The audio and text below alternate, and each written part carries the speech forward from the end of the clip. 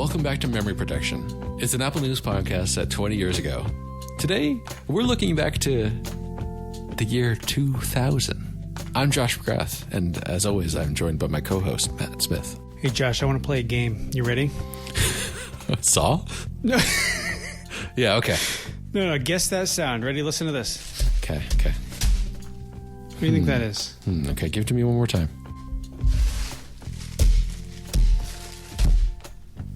Is it Saw beating someone to death? Yep. You got Nailed it. Got it in one. No, what is it? That's my rice and bean stockpile. Oh. Turns out Belinda Jerry was right. She was just 20 years early. Oh, man. The wisdom of Belinda. No. If only we'd known. If only we'd known. If only we'd listened. Now I put a hole in one of these bags. I gotta tape it up. Hang on. All right, there it goes, folks. Cue the theme song.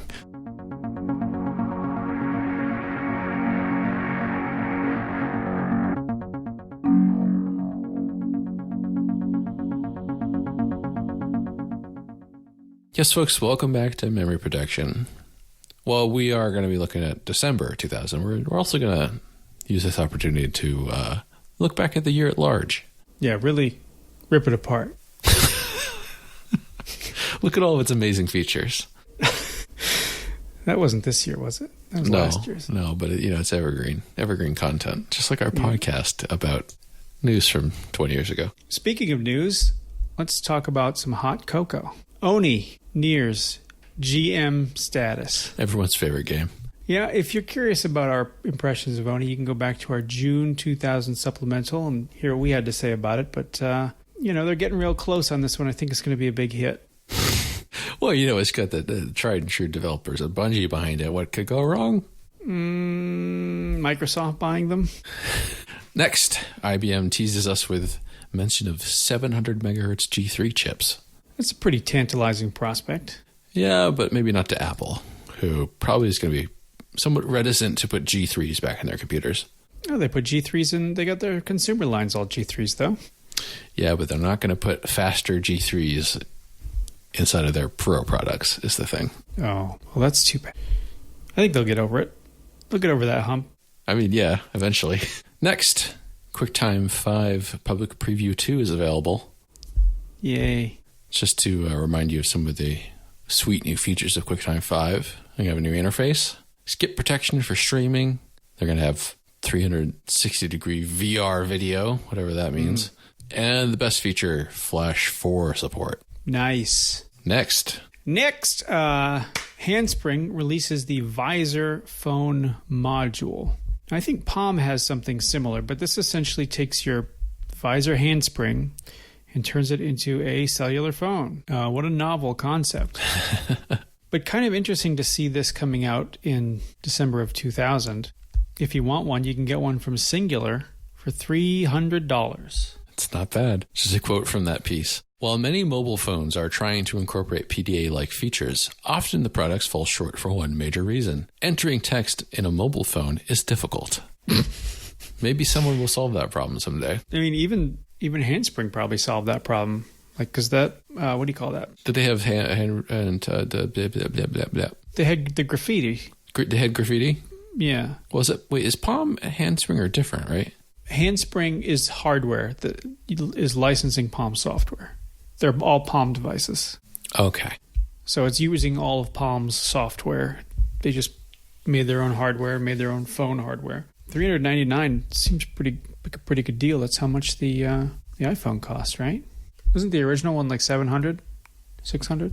Yeah, phones are expensive. Yeah, now they're like $1,000. Time was.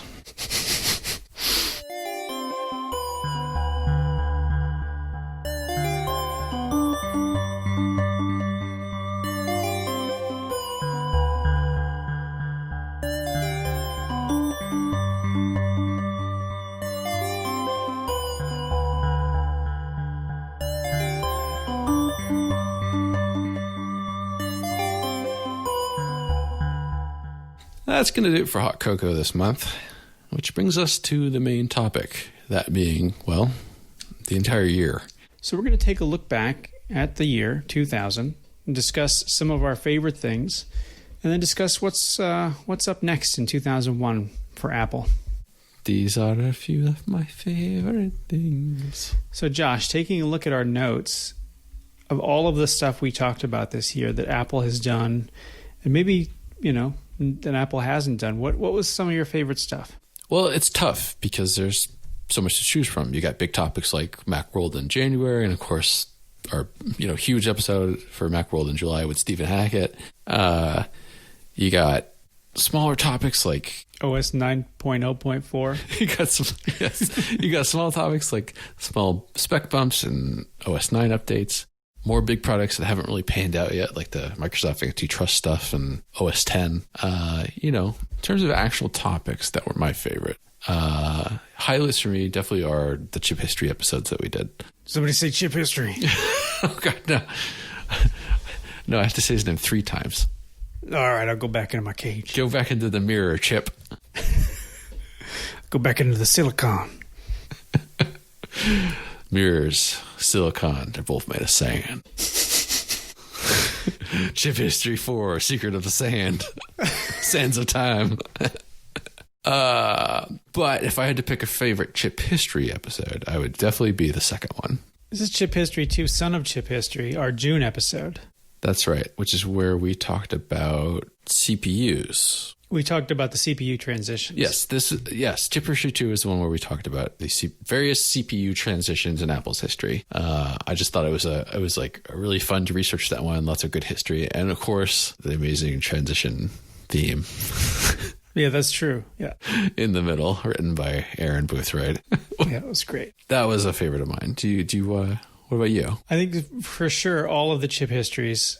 I think maybe more specifically, I think the iMovie episode where we actually got to, I think that was the first time we actually sat down and tried some of this stuff. Oh, yeah. That was a lot of fun to get in there and really use that like first version of iMovie and get a feel for it. Yeah, I think I think that's something I'd like to continue doing in the future is having us use some of this software for specific purposes and then sort of reporting on that. Because I think that really kind of got me in the mindset a little bit about, taking myself back to 20 years ago and remembering what it was actually like to use the software. Right. On that note, I also got to give props to our Mac OS 9 impressions episode where we go on and we installed Mac OS 9 and really, tried to use it and get a sense for it. That was just one of the most novel software experiences I've ever had. Yeah, and it was really fun to kind of go back and sort of relearn the sort of ins and outs of that OS and sort of remember what about the modern Mac experience isn't exactly modern, that is really makes the Macintosh experience. Right. It really helped contextualize modern Mac UI paradigms. Yeah. It also sort of put this idea in my head about how old technology still has a lot of life in it. Yeah, totally. I think I've sort of this year more than any, since we have sort of dipped back into this with the iBooks, I've had such an appreciation for how usable all of this old software and hardware actually is. Yeah, for sure. And sort of 2020 being what it is, where time no longer exists for anybody, I think it also kind of gave us the space to sort of explore those things and, take a step back. Like my life changed significantly in some ways and not in others. Like I don't have a commute anymore, but everything else is more or less the same. But right. But having the ability to slow down, take a step back and really think about, or it allowed me to think about, what is this sort of like product cycle that everybody's always hyped on? Like, we're watching these like 20-year-old keynotes and, for the last year and a half, we've remarked time and time again at how similar every keynote is from like 6 months to 6 months. There isn't so much to say. There's this like slow burn, but then there's these like sort of big splashes when these new products come out. Right. And we're starting to see this sort of pattern that Apple will set out and will sort of continue to refine over the next 5 or 10 years. This product release cycle, everybody knows there's going to be, or at least, in the mid-aughts, everybody knows there's going to be an iPod event in September, or a music event in September. Everybody knows that the laptops come out in January, you know. They had this cadence. More. Yeah. So you knew what to expect and when to expect it. And Apple built this sort of air of anticipation and hype. And it is like this like fever pitch now whenever a new iPhone event comes out in September, October, whenever they're doing it now. It's on major news. It's on everything now in a way that it wasn't. And we're seeing this sort of, it's not the start because they've been doing this for 20 years already, but this sort of like tuning and refinement into this sort of machine. It's like a new playbook that they open when Steve comes back. And they've been using the same playbook since then and refining it more and more and more every time. Right. I think my overall point is this sort of like the ability to step back and slow down a little bit and use this old stuff. And, you know, I for work, I got a new laptop this year and it's really cool, but it's not other than being faster and faster is in quotation marks, because for what I do, I probably don't need this machine. I have a 2012 Mac Mini that I still love, that I could do my job on no problem every day. And that's an 8-year-old computer at this point. And you and I are using 18 to 20-year-old computers to do video editing. Granted, it's not 4K. It is obviously limited. Sure. But, I guess it got me thinking about all of the sort of waste we produce and this sort of the stuff we consume. For sure. Like for what purpose? Like I need a new computer is a phrase I think we hear a lot in between ourselves, like in the community and the sort of circles we run in. Like I need a new computer is something that a lot of people say, and I think this year is more than any has sort of got to force me to reckon with that phrase more than anything. Like I don't need a new computer. Researching all these episodes and watching all these keynotes, it's given me a lot of context, like you're saying, for the future product releases. And it has sort of shown me, I think you're getting at this, that there's not really that much that's new under the sun. Yeah. Like the specific product, the iteration might be new. It might even be a new product or a product category. But the basics of what is this doing in your life? What element of your life is this changing? There's less and less of that. Yeah. And the effect of those things is smaller and smaller, I think. I think one thing that's we might be dealing with here is that I think, and this, I'm totally willing to believe that this is a I don't know, recency bias or just a selection effect, whatever, that it feels like innovation in our time, at least for technology, is slowing down in the ways that usually is visible to consumers. There's plenty of innovation in machine learning and AI and these things that are going to have huge effects on our lives, but you can't hold those things. You can't touch an AI. You can't really even buy one, and they certainly are part of our software experience now, a huge part. But when it comes to things we touch, the hardware, and the things we use, the software, the UI, that just doesn't change very much anymore. Even if you look at something like Big Sur, it's an iteration, Yeah. I think the one exception being, and I don't necessarily have firsthand knowledge or experience, is that M1, that's Apple Silicon transition, because it sounds like it might be a bigger deal than... Yeah, that's refreshingly old. And this is my point, is you go back to this time and things are moving fast. Moore's law is still in full swing. Every 18 months, everything gets faster, better. There's always pushing speeds and feeds, megahertz wars. Not to mention just nothing has been settled. What do computers look like? Right. What does software look like?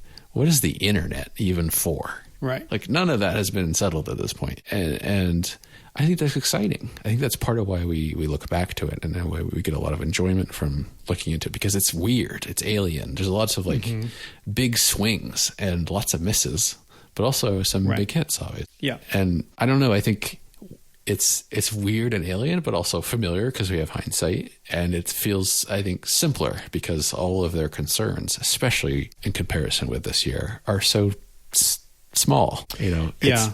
It's there's not a lot of.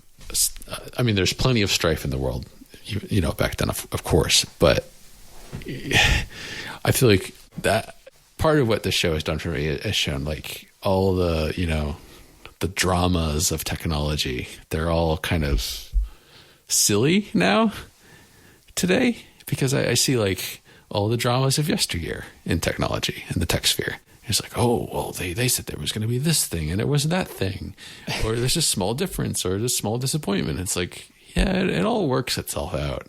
Yeah, and I think that's the sort of like, that's the news cycle aspect of it, right? Right. And that is sort of like the echo chamber of the Apple community online. Like the people that were talking about this stuff 20 years ago, different set of people now, but there's this, this small community that sort of gets, I think what I'm trying to say is like, and I think you said it, I think we both have said it, is that like 20 years ago and today don't look that much different than they did. They're not too far apart from each other. Apple still has this release cycle cadence. They're still doing the same stuff. People were still upset about the same stuff they're upset about Apple for now. They're just doing different things or doing the same things in different ways. I mean, part of this is like, it's we live in a hyper consumerist society, right?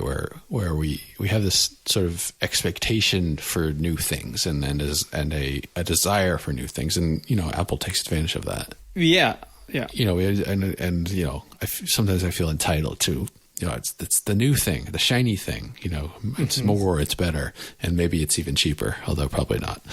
Yeah. I don't love thinking about things in those terms, but I feel like that does underlie a lot of this. Yeah. And I think for me, what might be the most interesting to think about, knowing that what this podcast is about is talking about consumer electronics, consumer products to purchase. Like, I think we've talked a lot about Apple's design philosophy and hardware and software and what it is like to use software and the experience of this kind of thing. Taking a step back of like, what do computers allow me to do? And we talked about that early on in 2019 episodes. They allow me to do design better, or they allow me to make websites. They allow me to create things that wouldn't exist without them. Right. And I think, the bicycle for a mind analogy, thinking about, computers as a way to augment your brain and create something new that wouldn't exist normally, I think is still sort of my primary goal for using a computer. Like, I can't do the things I do for my job without these things. And rather than looking at this through I need a new computer or an I want that mentality, like looking at, and I think we've tried to do this year, looking at these computers and understanding them from what do they help me do better mentality? How does iMovie work? How does iMovie make things like video editing easy for me? And there's certainly no way getting around the sort of like consumerist aspect, because Apple's a corporation out to sell products and make money. But the trade-off of having these products not exist for me ever and what they allow me to do. Right. The opposite would be bad as well. Yeah. Right. Well, and I really subscribe to that bicycle for the mind idea. But I think there is sort of a new element that pervades our own like personal perception of technology these days. And I always speak for myself, like that. If I could coin a term, it's like the bicycle horn for the mind, where there is this element of technology which is intrusive now, which is distracting. Honk, honk, honk. Look at me, get out of my way. Yep. There is this way in which technology feels, both because of companies who have pursued addictive, anti-patterns or dark patterns, a way in which software and software services intrudes in our life and demands our attention, and a feeling of like inability to escape technology while still feeling like you're saying, like, I cannot achieve the things I want to do without this device. And so we look for ways in which, maybe I can offload my notifications to my watch, or maybe I can use an iOS device, which, has constraints that make it so I can only do one or a handful of things at a time. And I think going back to this old technology where it just can't do a lot of those things. Yeah. Like it might not even connect to the internet, is sort of refreshing refreshingly quiet. Yeah, for sure. And I'm like, what if we did an episode where we went back 40 years and we each got Apple IIs and we figured out a couple months spending on like how Just do some word processing. Yeah, or spreadsheet work. Like, what does that work look like it wouldn't be Apple IIs, it'd be early 90s System 7, 6, 7 stuff. Well, what does that world look like? Get a couple of classics, Mac classics in here. And I guess if I had to say, like, the computers are so good at helping us do things that we can't do otherwise. But one thing they don't really help us with is self-control. Mm-hmm. In fact, they're incentivized not to do that. Well, and I think, there is encouragement by the devices we hold closest to relinquish that control in favor of putting our eyes on those screens. Like I personally have a huge problem because I can do so many things. I mean, I'm not bragging. It's just I have lots of interests. Because I know a lot about technology. I'm able to do lots of stuff, but that makes it hard to focus on any one thing. And then you add on top of that all of these distractions and possibilities, and it becomes very immobilizing. Yeah, and I don't know how you feel, but like my watch doesn't notify me about much of anything anymore. My watch tells me when I've achieved my exercise goals and when somebody texts me. That's about it. I've got a couple of alarms, but like, sure. I've tried to make the watch, I've tried to make the watch work for me. And I think work I have to do going forward is to make the phone work better for me in a way that like the computer has never worked in the way that the phone and the watch work, Like, sure, they get notifications and that stuff kind of comes in, but like for some reason, my computer brain is like still in that quiet space where I don't like a lot of that stuff. I turn that stuff off. Like the computer's for work, even if I'm using it for fun. But the phone isn't for work, and the watch certainly isn't for work either. Yeah, I see. This is like what I should be doing, but but one of the benefits of being in the Apple ecosystem is, of course, everything integrates. Vertical integration. Everything works together, more or less. Yeah. I can see all my messages, all my notifications for everything on every device. And right now, that is what I do. And I should probably think about specializing the devices a little more. Mm-hmm. Yeah, one big change I made, no email notifications ever now. Really? Yeah. It was really hard for the first week. Huh. And like I checked my email all the time. And then I realized I don't get that much email. Well, I guarantee you get more than me. So why? Well, I mean, you work in an office. Yeah. Although you probably get more Slack notifications than I do. That's true. I've also gotten better about turning those off too. But yeah, no personal email, no work email notifications. Like, trying to be more mindful instead of like jumping at that, like having that Pavlovian response of, I just got a notification, I need to go deal with this thing. Staying on task and staying mindful in the thing that I'm working on, and trying to get the computer, rather than sort of the computer telling me it can do all this great stuff, don't you want to do all this great stuff? Saying, I'll decide what I want to do. I'll decide how I want to manage. And it takes work, right? But, yeah. But, I do that with my email in terms of I'm like a gardener, like weeding unsubscribes. Yep. But I don't know. I really like that approach. I'll have to chew on that. I would like to implement. I would like to implement that more in my own. Yeah. More of a direct, say direct control instead of a passive relationship. Yeah. Because what I realized is like I was reading every email that came in, everything, Amazon receipt, advertisement, actual email, and I realized I get so little actual email from people I care about. It's almost none. And if I do get an email, I usually know about it because somebody texts me, hey, I sent you an email. You need to look at this. Right. I have people like that too. Yeah. Yeah, exactly. So I realized I had been so obsessed about like this, the inbox zero thing. Like I can't handle unread emails. I can't handle like a big inbox. And I think that was because of that dopamine. Like I wanted that notification coming in so I could feel busy. And if we think about these computers that are coming out in the year 2000, none of them are notifying you. There are no desktop notifications. No, online social interactions is very much a a thing that you go to. Right. It doesn't come to you. And that might, like, my sort of rediscovery of this habit might be because of that's how I started using computers. But I was also thinking about Growl. Do you remember Growl? I was just thinking about that when you were saying that they weren't notifying you. It's like that on the desktop. That was the first way I got notified about stuff, other than, a ding, a sound effect. Right. And same, right? I remember everybody I knew being excited about Growl because finally applications could start telling you when there was stuff you needed to know. Right. And that was such a novel concept. Like, oh, now I don't have to do the work of checking my email. Yeah, and every time a new app would integrate with it, it'd be like, oh, now I can, when my build process is done, I'll get notified through Growl. That's exactly right. But getting a notification when my build process is done might be something I actually want. Mm-hmm. Right? But I realize, like, I've done that too, and given how often I'm like compiling SAS or whatever, like, it's honestly pretty annoying. Yeah, I don't want them. I'm turning them off. I only want them when they're errors. I don't want success. Yeah.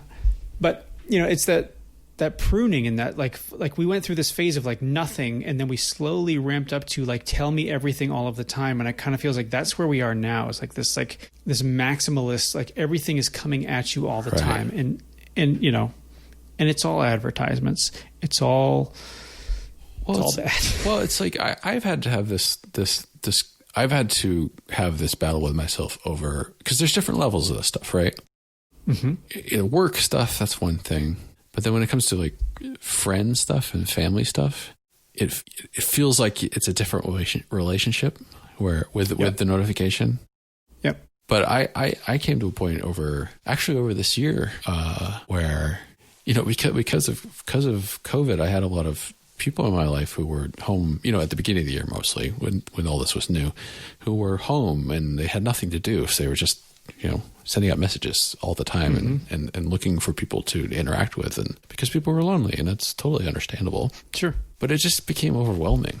And at a certain point I realized, I was like, when did I decide that this was something that was, how do I want to say this? It started with email, but it has evolved from there, where we have this sense that when we, what am I trying to say? I don't know. What are you trying to talk about? Like, there's a way in which technology has really opened us up to any input.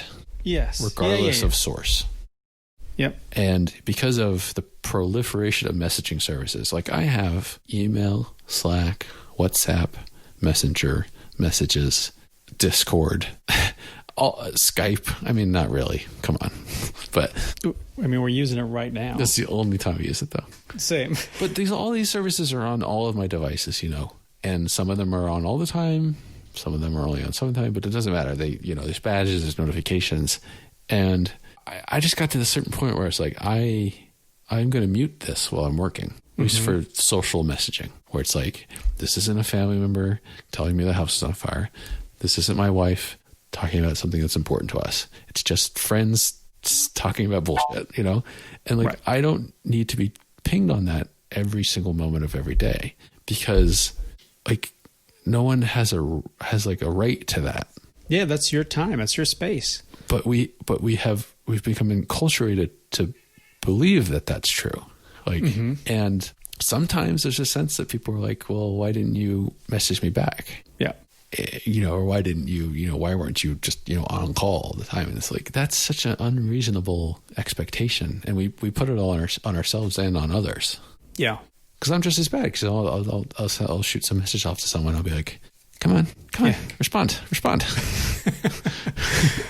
I saw that you read that. I always try to turn off read receipts because I don't want I want to have that freedom. Yeah. But it's so like, I don't know. I've been thinking about this all very passively, not very presently. I like this tack that you're taking. Yeah. I think some of it obviously is like 2020, but certainly some of it is our interaction with all of this old hardware and software. I think that might be the sort of like the lesson to learn from the year 2000 is like computers were a lot, like, as much as they looked and functioned the same, they were fundamentally different devices. They were not built for real-time communication with any and everybody. Whereas all of our devices now are pretty much geared towards that functionality. And there are some real ways in which computers today do things that those computers couldn't, especially when it comes to work and how you do your work. But I think on a basic level, what innovation in software has represented over the past 20 years is comfort. Like if you wanted to write a novel in 1999 on your computer, you could do it. Just write it and text edit, or Word for that matter. A good, there's plenty of word processing opportunities. You could do the same thing today, but it's like, oh, should I write in Bear or Ulysses or Scrivener or all these? It's like, just, it's all those things. All they represent is comfort, saying like, I want to work a certain way. And, that's not wrong, but there are a lot of examples like that where it's like, how far has this thing actually come in a way that fundamentally changes how you do this work, not just changes how comfortable you are doing it. Yeah. And I think for me, like that, you mentioned Bear and Scrivener and Ulysses, and I was like, choice. So many choices. Like for me, what I've realized is that those choices become paralyzing. Yes. I have tried Bear. I have tried Scrivener. I have tried Google Docs and Pages, and I've tried everything. Like I don't need the choice. Well, there's a way in which the choice becomes the hobby and not the actual doing of the thing. Right, exactly. Where it's like, there's a new note-taking app, or there's a new task app I gotta try. Try it. And what I've realized over the last, not just this year, but over the last few years, like I use the Apple Notes app and I use the Reminders app more than anything. And I think we've talked about sort of the power of defaults in the past, but Apple has made all of these tools for me to use, and they work just fine. It's not just defaults though; it's constraints. I towards the end of this year, I've begun to realize how important constraints are. And this is a huge tangent, so I'll keep this brief. But I've been toying around with this application called GB Studio. Oh, yeah. Have you actually been getting into it? A little bit, yeah. Matt knows about it, but just to say briefly, it's a GUI-based application for Mac and Windows and Linux that lets you make actual Game Boy games. And all the scripting is done through a visual, like drag and drop thing. And it's a really advanced piece of technology, but it's also very limiting and limited. But that doesn't mean you can't necessarily do what you have in mind. It just means that you have to be creative about it. I have found that oddly freeing as I experiment with it, because I like a good puzzle anyway. It's fun to figure that stuff out, but it also makes it so like, I mean, I've had a hobbyist interest in game development for a long time, and you look at like, should I use Unity? Should I use Godot? Should I use Unreal Engine? Well, let me look at the docs, and you realize it's just a blank canvas, and you realize that 80% of the job is figuring out how to start any given task. Yeah. Whereas with this, it's just like, well, there's only a handful of Legos you could play with here, so just start putting things together. There's like not many choices you can make. Choices, like you said. And I think like, yes, reducing choice helps, but also I maybe it's two ways to say the same thing, but constraints. It's like, maybe that's just my brain, but I really feel like I work better and more efficiently and more happily when I have lots of constraints. Yep. Yeah, and sort of thinking back on that idea of constraints, and that sort of made me immediately think of our experience with iMovie. Right. Yeah. Well, our dive into iMovie was not really comprehensive or extensive by any stretch of the imagination. What I'm thinking of is that the constraints that Apple put in place made it so that software was really easy to use. It was the constraints created an ease of use that wouldn't have been there with something like Final Cut or Premiere. Obviously, you've got two different markets looking at these things, but I don't need to be a pro user for every single piece of software that I use. And I think that is something that I have been slow to come to, is that like, yeah, I need to know how to use maybe like 3 or 4 pieces of software in and out the best I can. And everything else, it can just be a basic tool because that's all I need to use it for. I don't need the perfect writing environment. A Google Doc will do just fine. But I do need a really good design tool that is responsive and functional in a way that something like Pages won't be. Even Photoshop or Illustrator isn't anymore, you know? And even the best design software, we both use Sketch for design, and I would say that the tools that they put in place are constrained in a similar way that iMovie was. Like, there's a lot of stuff in Sketch that's sort of like hidden behind some tools, but I would say 90% of the functionality is sort of out in plain sight, and it's pretty basic tool. Well, and I have to remember going back to when Sketch first came out, it was certainly more constraining than Photoshop or whatever you happen to be using before, Illustrator. Yeah. But it was constrained around this particular idea that you are going to be designing for UI, application UI, which those other apps weren't built around. Right. So it's very specific. So yeah, and I think that makes people more efficient. Yeah, I agree.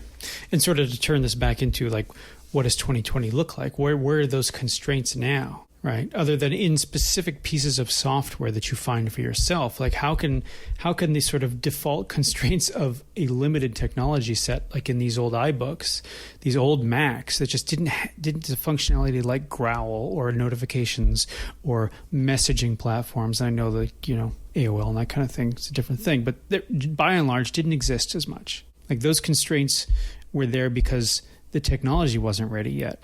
Now we've got all this great technology. Right. And no constraints. And I think what we're both talking about is how can we find these constraints to put on ourselves to make our lives better or more easier or even have these computers work better for us, which is what they're supposed to be doing in the first place. And drive us to be more creative, you know, like the Flash animators of yesteryear. Yeah, like, absolutely. You know, Flash obviously is overcoming a huge constraint of the web at the time, but it itself is constraining. You know, and it drove people to do wild and imaginative things like we discussed in the last episode. Yeah, I think there's tons of examples like that throughout the year.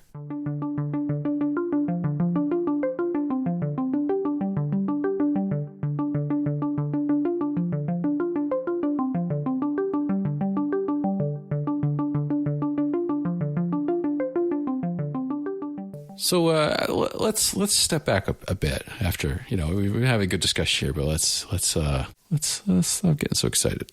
Yeah, and I think in the spirit of speaking about constraints, let's point our eyes towards the Apple product matrix and discuss what some of our favorite products were that Apple released this year. It kind of feels like there weren't that many. Yeah, and I think there's a reason for that. A lot of it was bumps, right? Like good spec bumps. No, don't get me wrong. Right. Yeah, we got those. We got the first dual processor G4s. We got new displays, new colors for iMacs. I mean, good colors. That iMac's color spec bump was premium. I mean, there's nothing quite like having Stephen Hackett describe the colors to you, right? That's true. All right, that folks. Yeah. And I know that we've sort of been circumspect. We haven't talked about that. That I would say that probably a highlight of the entire podcast run since we started a year and change ago, almost 2 years ago, was having Stephen on. Certainly. Like it's still, I still look back on that and I'm like, why did he agree? Why did he agree to come on this rinky-dink show? Yeah. Thank you again, Stephen. It was a lot of fun. It was super fun. So I think, you know, for reasons that I've talked about time and time again, I think my favorite product of the year was the July announcement of the new G4 towers. And I think specifically because the towers. The towers. Not the cube. Yeah. No, I don't give a shit about the cube. No, I mean, I think the cube is great. And if it weren't for the one particular reason that these G4 towers are the G4 tower, my first actual Mac, the G4 Cube would have taken it for me. But I got a soft spot in my heart for the G4. Oh no, Matt's got a soft spot. Soft spot. I've got a soft spot in my heart for these G4 towers. So I think that's my favorite product. You know, I think it sort of opened my eyes into the world of industrial design in a way that I didn't know or was interested in before. I think, industrial design combined with the sort of like, controlling the whole widget, like Apple's like engineering of that computer was really sort of ingenious, I think, in a way that we had not seen, like similarly to how the iMac was sort of ingenious. Like you got a latch and you can access all of the internals of this G4 with this door that pulls down. It made me feel really powerful, and the kind of work I did on that machine I will never forget. Like I did a lot of really good personal work for myself on that computer. So yeah, there's a lot of like Matt memory stuck in that G4 that's my product. Okay. What have you got? I like that. Mine is not as personal. Unfortunately, I don't have a personal story about this product, but That's I do. all right. I do want to go a little at a weird angle on this one and say my favorite Apple release this year was iDisk. What? I'm not joking. Okay. Let's hear iDisk, it. which was one of the iTools that got released in January, right? Macworld. Yep. iTools was mostly a disaster, I think, in the long run. Yeah. So let's pour one out for KidSafe. Pour one out for iCards. Although iCards, as we found out, lasted a lot longer than we Lasted thought. quite a while. Now, I want to give it to iDisk because, while it also, it's questionable how well it did. I think it was pretty groundbreaking for the time. Just to remind people, this is a like file sharing service run by Apple that's integrated with the Finder, so that you could drop a file in a folder and pick it up on another computer somewhere else across the world, like we think of Dropbox working today, or even iCloud. Yeah, I even used it to put files from my computer in my apartment and then walk across the street to the school and retrieve them off of a school computer. You actually used iDisk. I have. Yeah. Yep. I'd forgotten that. You didn't get a lot of space, so you could move like a file at a time. I like iDisk because I think not in spite of all the failures of iTools, but maybe because of it, it's the only one that I think in many ways, survives today.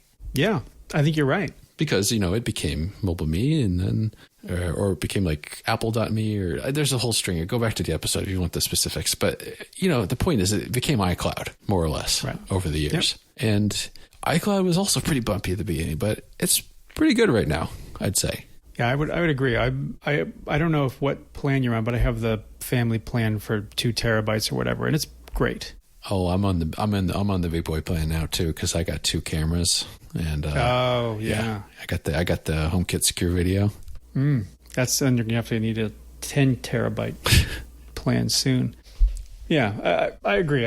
iCloud. I know we complained about it early on in the show being a real piece of crap, but I think it's come through. It's had a lot of growing pains, but I think it's finally sort of stabilizing and becoming something that you can really rely on. Yep, I agree. And which is really important because it has the potential to really unify the systems and make life for multi-device users really easy. Yeah, and I use everything personal I do gets shunted over to iCloud, and I've used the Files app on my phone a lot in the last 2 years. Find what I need, share it back out. Like they've made it so good and so easy to use in the last couple of years. I've forgotten when it was bad. Yeah, right. And that's the way of things, of course. I was talking to someone about a friend the other day about a piece of technology. It doesn't really matter. Actually, it was about the HomeKit cameras. I was telling him, do you ever use a piece of technology that's bad and doesn't work, but you have faith in it? He's like, well, I don't know. What do you mean? It's like, well, it's bad now, but you have a feeling that if you stick with it, eventually it'll be great. And that in the end, you'll be rewarded, for sticking with it. Yeah. Yeah. A lot of times, especially internet services that Apple has, they're like that. Yeah. Like iTunes. I'm not so sure that was a good story. iTunes, I mean, a happy story.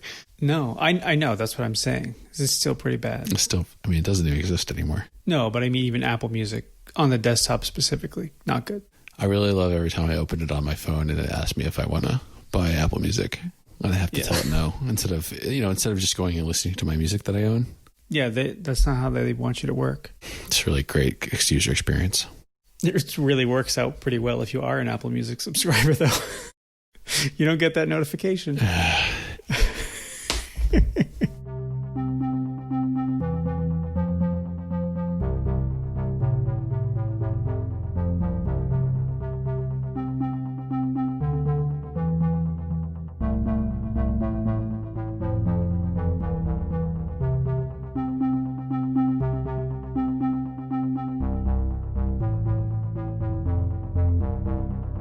Now, of course, those are Apple releases, but Matt, would you allow me to talk about a non-Apple release from the past year? Of course. Oh, yeah.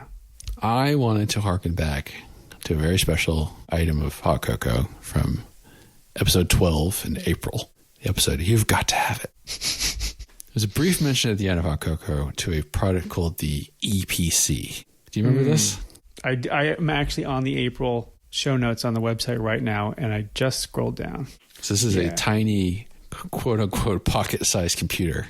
And key features include a touchpad on top of it and like a dock you would snap onto it, and it had a CD player. And you said it at the time that it was like the cyberpunk computer you always wanted.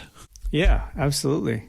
I'm looking at the picture now. It still looks really cool. It looks so cool. We were so fascinated by it. But of course, we at the time, I opined that we didn't have very much information about it. And we had promised that if we had time, we would give it another crack. And I have done just that. What do you got? I have discovered the secret of the EPC. Oh, do tell. Okay. So I don't know why we didn't find this when we originally looked at this item, but I was able through the Wayback Machine to find the purchase page for this product on iBuyPower.com. Mm-hmm. From our original look at it, we knew that it had a Celeron in it. But apparently you could upgrade this thing to a 700 or 750 megahertz Pentium 3. How would it run? bringing the base price of $899 to $1,299 or $1,499 respectively. This thing had somewhere between 6 gigabytes and 12 gigabytes of hard drive space. And I think it maxed out at 64 megabytes of RAM. So this thing was actually a little beast. It could run Windows 98, but this purchase page also indicates that you could run Windows 2000 or NT or Linux or BOS if you wanted to. Wow. Yes. So I will give Matt this link, but this purchase page includes, if you go in the Wayback Machine, lots of images, lots of product images for it, and it gives you all the tech specs. But it still didn't give us that. Oh, and I finally figured out that it is called the Espresso PC. Oh. That is the name of this device. And it sort of says espresso on it. And I think the original thing we looked at said like that the dock was the espresso connector. So I think that's sort of what threw us off the scent. But I realized that probably was the name of the computer. And this confirms it. Okay, Josh, have you gone to cappuccinopc.com? Oh, we'll get there, buddy. Okay. Oh, well, now don't get ahead of me now. So the final piece that I had wanted to know at the time was, who the hell made these things? And this iBuyPower page still does not tell you that. But realizing that espresso must be the name of this computer, I had some new search terms to work with. And that sort of unlocked it all. So next, I was able to find an actual Ars Technica review of this device. What? Yes. So it was developed by a Taiwanese company called Saint Song, but I'll get to them. I'll have more on them later. This was this does not come across when you look at the device, but this is actually a desktop computer. It had a wall plug-in, and it had to be powered that way. It was not battery powered, so this wasn't actually a mobile device, even though it looks like one. The guy in the Ars Technica review actually takes it apart so you can see inside of it. It had it had a fan and a heat sink, and the fan would actually blow through those weird holes in the product design, in the industrial design. It has like this sort of like flowery, very early 2000s look to it. The device had no Ethernet port, but you could connect to the internet using a USB to Ethernet connector. But you had to be careful because when you put the dock on, it would cover the USB ports. And the dock had its own USB ports, but that would break the connection. So you kind of had to figure that out. It was possible, though, to use the internet. And a lot of the people, when this got mentioned on ours for the first time, a lot of people were like, oh, man, I know exactly what I want to use this for. An in-car MP3 player. Can you imagine? And the reviewer was like, I know. I wanted that too, but the sound sucks. Oh, no. Even through the headphones. By the way, it had a headphone jack and a microphone jack, in addition to almost every other port you can think of. This thing has it all. Printer, serial, ADV. Maybe not that one. Then I found another Ars Technica review for the follow-up device called the Cappuccino PC. Oh. You see where I'm going with this? Yes. So this was also built by Saint-Song. And this one is bulkier than the Espresso because it has the CD drive in it in the main device. Oh, okay. But you could remove it and replace it with a DVD drive. Was everybody pumped about having a DVD in their car? Yeah, so they could watch Austin Powers, baby. Or the episode 1 trailer. There you go. I don't know if we really touched on this the first time, but the Espresso has a touchpad on it. I'm looking at the image of it. It has a little square on the top, which looks like an LCD panel, but it's not. It's a mouse pad. So you would actually use the thing itself as the input device. It's pretty strange. Now, the Cappuccino unfortunately removes that. So you have to connect a mouse to it. Bummer, I know. Cappuccino ran a 800 megahertz Pentium 3, can have a 20 gigabyte hard drive, and up to 128 megabytes of RAM. So again, this is a really good little computer. It's so good that the Ars Technica reviewer's apartment got robbed, and they took the Cappuccino. No. So he wasn't able to take pictures of the inside because it had been stolen. Wow. But he did manage to install BOS on it, which is something he actually talks about in the article. Now, who is Saint-Song? And unfortunately, the answer is still, I don't really know. The Saint-Song website, the web address that the old Ars Technica reviews link to, is a domain that exists, but it's unsecure, and the website seems to be all 404s. Oh, what about the Wayback Machine? Same deal. No dice. But like Matt alluded to, there is a website called CappuccinoPC.com, and as soon as you get to the homepage, you're like, wait a minute, because they sell mini PCs. And just to be clear, they're selling them today in 2020. This is a mini PCs, not the cappuccino, or not the espresso. No, which made me wonder, like, is this just a coincidence? Is this just, did they? Although it seemed like too much of a coincidence that this company that's selling mini PCs would be using the same name, the same brand, right? Mm-hmm. But you can't find any information that confirms or denies that on the website. There's really no about page. Except there is a contact form, and it does indicate that CappuccinoPC.com is run by a parent company called Unicomp Laboratories. Mm-hmm. And I was able, Matt, I'm getting real Pepe Silvia now. I found a page on a website called everything2.com from 2002 that claims that Unicomp Laboratories is an American distributor for Saint-Song computers.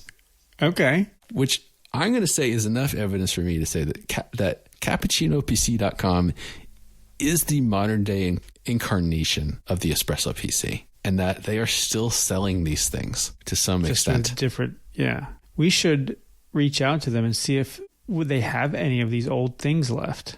So I looked to see if I could find an espresso or a cappuccino on eBay. By the way, that's really difficult because of the namespace pollution. Yeah, I was just doing that same search and I couldn't come up with anything. Not a one. Yeah. I found a post on some like old computer trade forum from 2012 where someone was selling one. That's it though. There's a few like technology museums that have a couple, but it's not like all the other stuff we've been dealing with this year where it's like we can buy an iBook G4 on eBay. We can buy a new keyboard for it. We can buy, a RAM. Right. Because those things are relatively popular. This is going to be our white whale, Josh. I want one of these things so badly now. I know. What are the chances of us getting one, let alone two? Because I want the espresso with the touchpad and that weird speaker grill. I know. I want the first one. Yeah. Yeah. So it'd be so much fun to mess around with. So I'm so happy that I was able to track this down finally and get some more info about this thing because I love this little computer. Yeah, nice job. But there is one more thing. Oh. Now, Matt, I mentioned earlier how you called this the cyberpunk computer you always wanted. Yes. And during that episode, you actually invoke Johnny Mnemonic at one point. Uh-huh. Because we're talking about the CD drive. Yeah. If you go to the iPower.com buy page and you scroll all the way to the bottom, they're upselling an optional accessory for the EPC called the Sony Glasstron. Yeah, I remember this thing. You know about this? Yeah, it just made it appear as if there was a huge TV in your vision. So the Glasstron is a head-mounted display, or HMD, that used two tiny LCD screens in front of your eyeballs. Think like a VR headset. And the effect was supposed to be of a virtual 30-inch screen that appeared 6 feet away from you. Yeah. And apparently, I've watched some videos of some people using them. Apparently, they were pretty good, actually. Really? Yeah. This one that they're selling on the site actually had a shuttered LCD effect, so you had a see-through mode. And always hard to describe things, but this is the most cyberpunk looking thing I've ever seen. Like, it looks like a VR headset, but the front part that goes over your eyes is almost like if a bug was a cyclops, and it has this sort of iridescent car oil in a puddle look to it. And it looks like something from Ghost in the Shell. It had two terrible earbuds built in that you would put into your ears. Of course. Yeah, and it had a MSRP of $25.99. It's a bargain at twice the price, I think. Now, the Wikipedia article for this claims that this is in a direct lineage down to PlayStation VR, because this is a Sony device. What?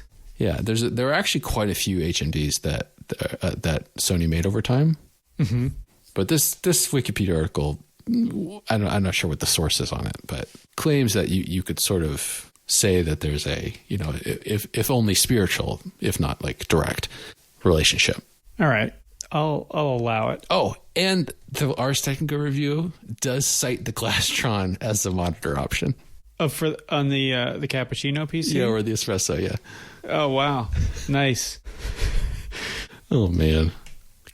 When I found this piece of hot cocoa again, I was like, oh, yeah, I wanted to know more about that. Maybe I'll spend 5 minutes trying to see if I can find something. 2 hours later. Wow. Nice investigate. I do remember looking at the iBuyPower page when we were doing that episode because it's familiar to me, but I didn't think it had any additional information that the other one didn't have. But I guess I was wrong. It was a treasure trove. Truly.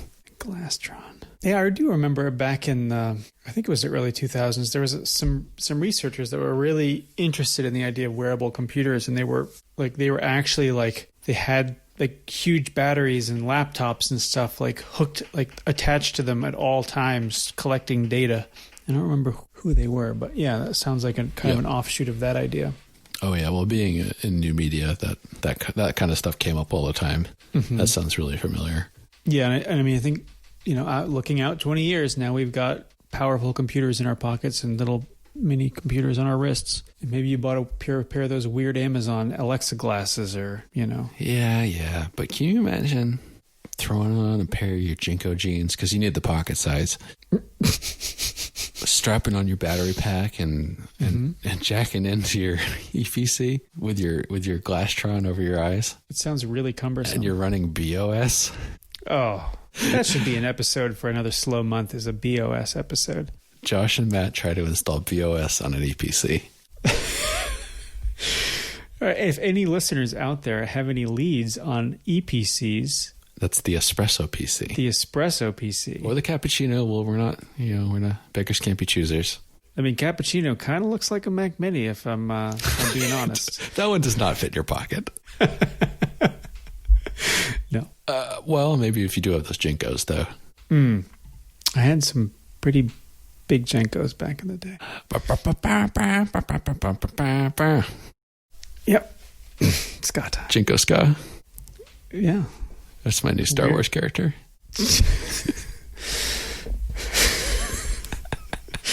Unlockable character in episode 1 racing. Yeah. Jinko Ska. I think maybe one of my fondest memories of this year is just ribbing you about your episode 1 racer story over and over again. Yes, the bit that will not die. I think I'm gonna have to let it go in 2001 because I don't think episode 1 racer is released any more times. So.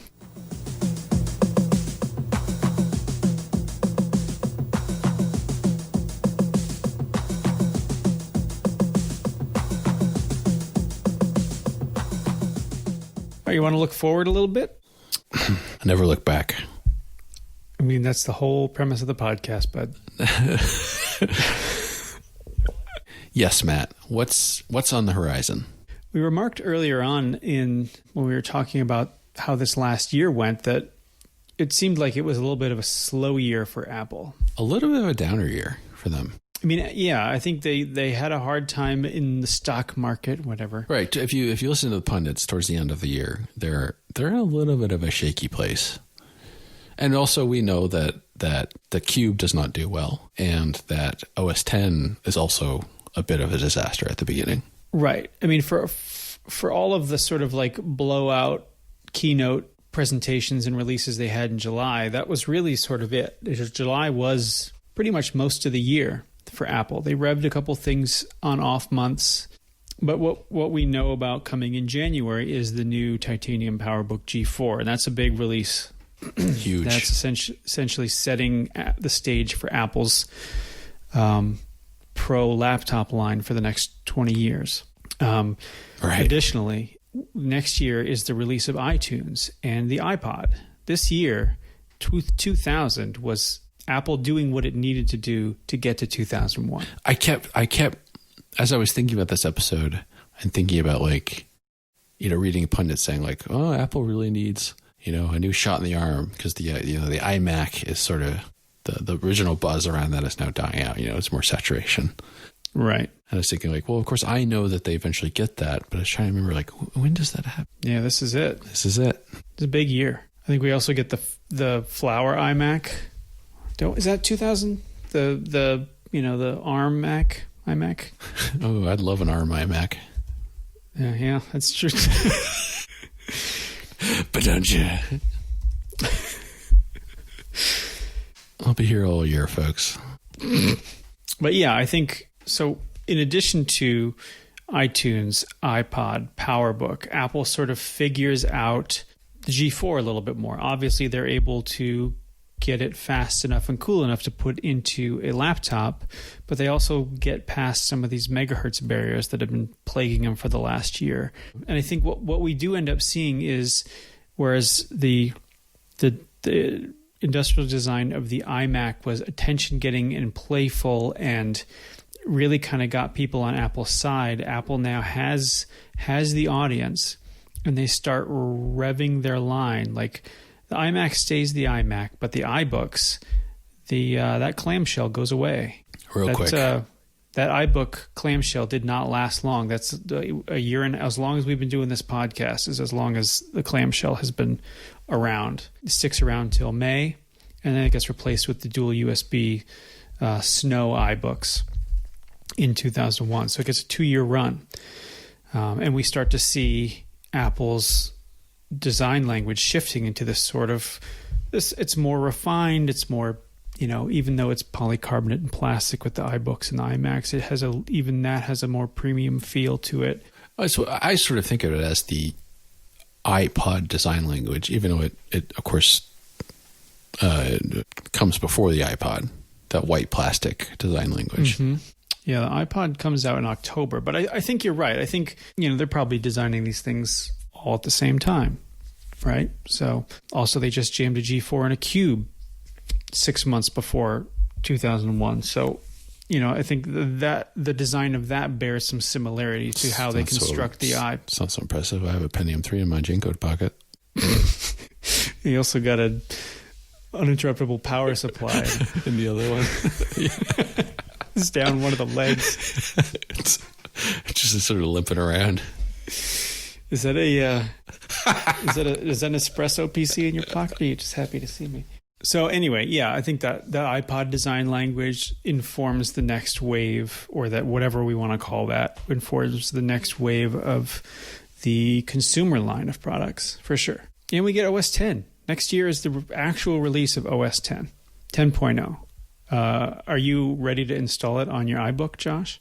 I'm going to install it on my main work computer. Everyone keeps asking me, have you installed Big Sur yet? I'm like, no, it's not stable yet. But I'm not listen, talking about Big Sur. I can rely on a 20-year-old OS. It's tested. It's tried and true. I mean, it's fine. It'll be fine. We use these computers like once a month. It'll be fine. It'll be fine. But it'll be fun to kind of go through that final install and see how it differs from the beta, and then start tracking it as they make updates.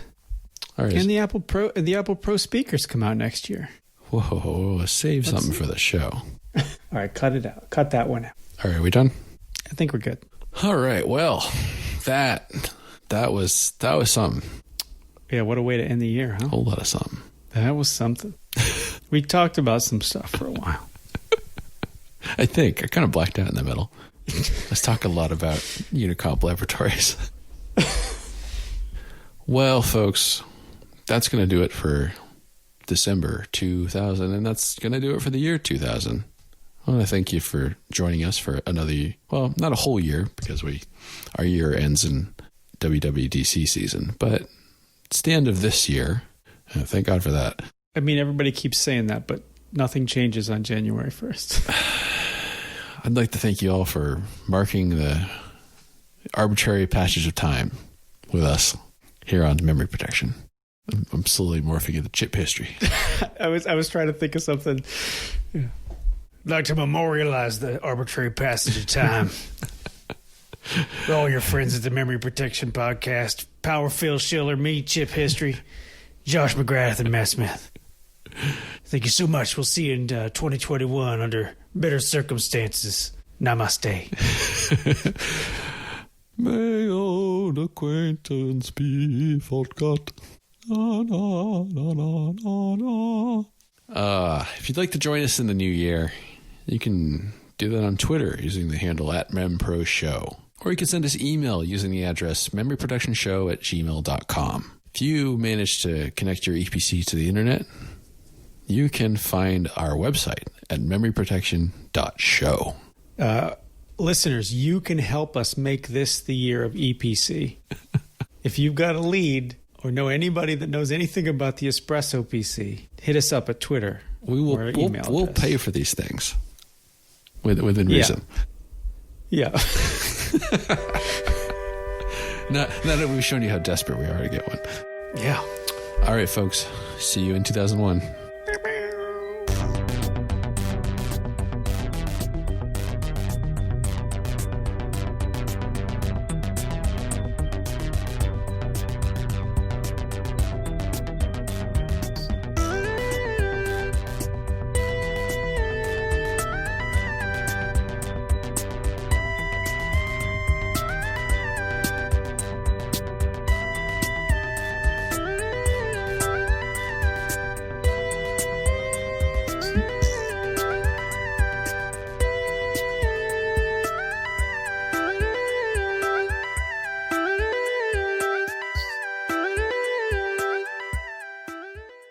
All right, Josh, last recommendation of 2020. That's right. What do you like in December of 2020? 2020.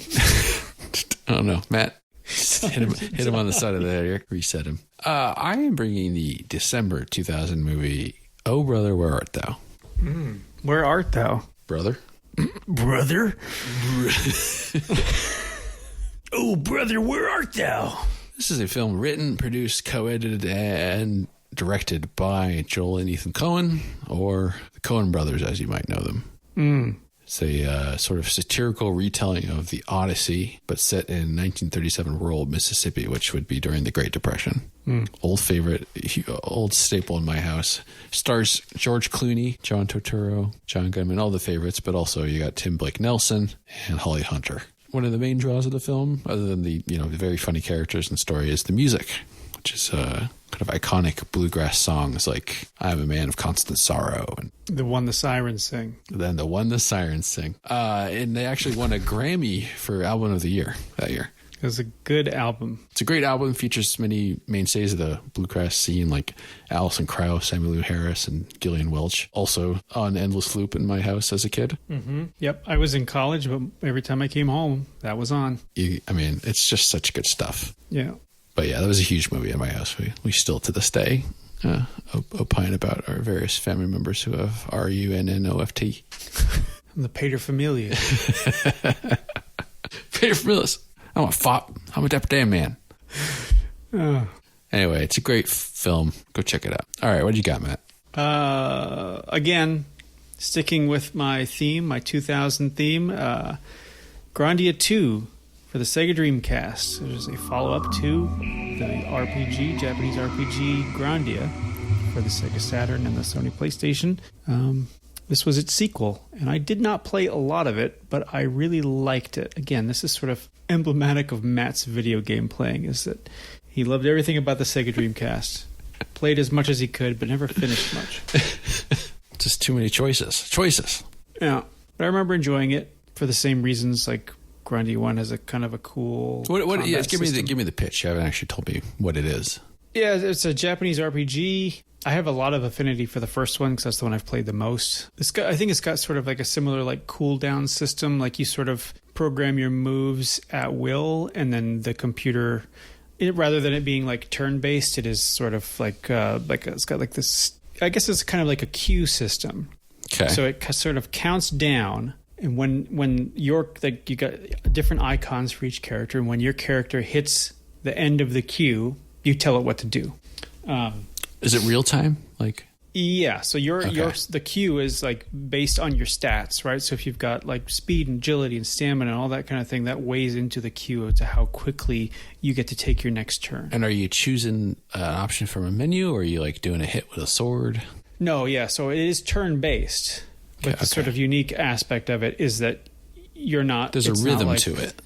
Yes, exactly. Okay, so like Skies of Arcadia, there's a turn. At the top of every round, I tell every character what I want them to do, and it goes through in this sort of traditional RPG style. This one, sort of based on my statistics and the enemy statistics, if there's an enemy that's about to attack me and I can see that they're about to attack me and they're like just behind me in the queue, I can attack that enemy and cancel their attack. I can, like, you have a lot more sort of insight into where anybody is at any point in the battle rather than just sort of like making a plane up top and hoping it goes well on the back end. I'm looking at it. It does look like there's a timeline to the battle, and there's little like avatars, like you're saying, get pinned to it for you and the enemies. I see. Okay. Right. So that sort of I typically don't love the turn-based aspects of JRPGs. No, neither do I. Like I feel like it's something you sort of like muddle through to get to like the exploration and the story. I found Grandia's interpretation of that a little bit more entertaining and palatable than most. So nice. Yeah. And I'm guessing the story is you have to save a princess of light to stop the great evil from destroying the world tree. There's like a bad thing, and you're the good thing, and you got to beat the bad thing. Oh, okay. Yeah, kind of like Skies of Arcadia. Kind of like every JRPG.